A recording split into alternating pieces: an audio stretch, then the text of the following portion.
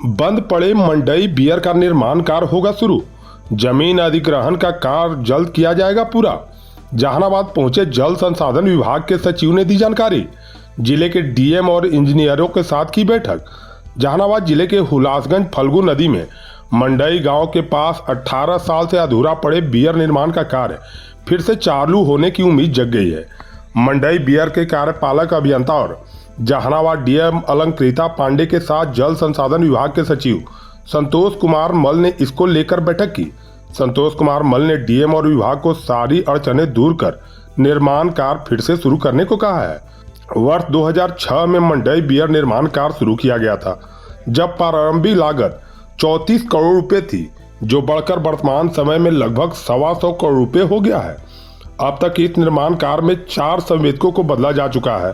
सचिव ने बताया कि लगभग 80% काम हो चुका है। छोटी मोटी अड़चनों को जल्द ही दूर कर लिया जाएगा।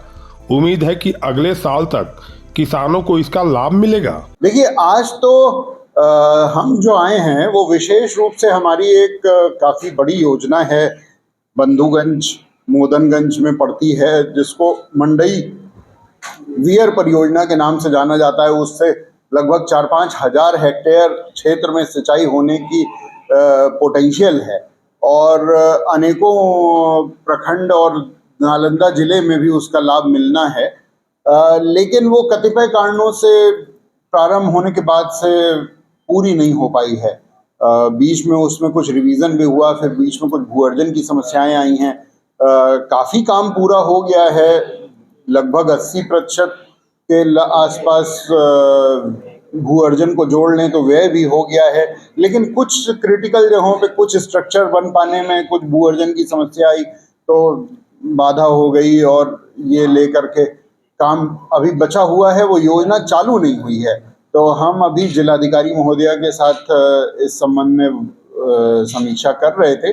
जिला भूअर्जन पदाधिकारी भी थे और अन्य अधिकारी भी थे। तो अब हम लोग उसमें प्रयास करने जा रहे हैं कि भूअर्जन की जो समस्याएं उनको समाप्त कराएं और इस सीजन में उसका काम पूरा करा दें, ताकि अगले जो सिंचाई खरीफ आएगा सन 2025 का, उसमें वहाँ की जनता को उसका लाभ मिल सके। अधिकांश जब हम उसका वो देखते हैं स्कीमेटिक डायग्राम, तो 80-90% हरा दिखता है, यानी कि काम हो गया।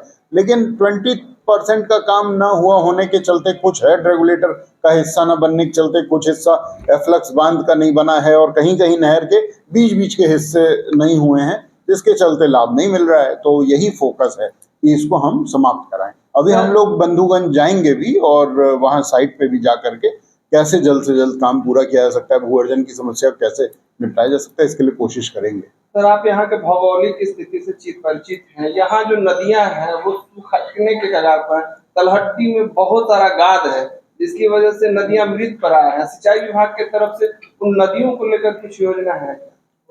देखिए, आपके यहाँ तो हम लोगों की उदेरा स्थान की योजना भी है और ये मंडई की है, और इसके अलावा भी कुछ छोटी मोटी योजनाएं चलती हैं। नदियों की गाद को हटाने को लेकर के जो सरकार ने सिल्ट मैनेजमेंट पॉलिसी के ऊपर भारत सरकार को रिक्वेस्ट भेजी है, वो अभी विचाराधीन है, इसलिए अभी उस पर कोई कमेंट करना उचित नहीं होगा। हम लोग प्रायोगिक तौर पे कहीं कहीं गाद हटाने का योजना लिए हैं और उसका किस तरह से लाभ आने वाले वर्षों में मिलना है, उसको स्टडी करने के बाद ही बड़े पैमाने पे गाद हटाने की कोई योजना फ्यूचर में ली जा सकेगी। अभी इस बारे में आधिकारिक तौर पे और एक क्लैरिटी के साथ कहना कठिन होगा। तो विभाग की तरफ से सेंधवा में एक बांध बनना था, सेंधवा नदी में, सेंधवा बांध जिसको बोलते हैं, उस बांध को लेकर यहाँ के जो किसान हैं, बोलते हैं यहाँ के रहने वाले, उनका मांग है कि उस बांध को जिस जगह पे होना चाहिए था उससे थोड़ा सा अगल बगल बन गया, जिससे उतना फायदा नहीं हुआ। सरकार ने खर्च भी किया और किसानों को उसका फायदा नहीं हुआ। ये किस ब्लॉक में है सेंधवा? सर, ये जहानाबाद और अरवल के बीच में है और जहानाबाद से। अच्छा, तो मैं आपने जो ये बात कही है सेंधवा के बारे में, इसकी मैं पड़ताल करता हूँ। अभी तो मुझे तत्काल इसकी जानकारी नहीं है, लेकिन अपने अधिकारियों के साथ और अपने रिकॉर्ड्स देख के हम इसकी समीक्षा कर लेंगे।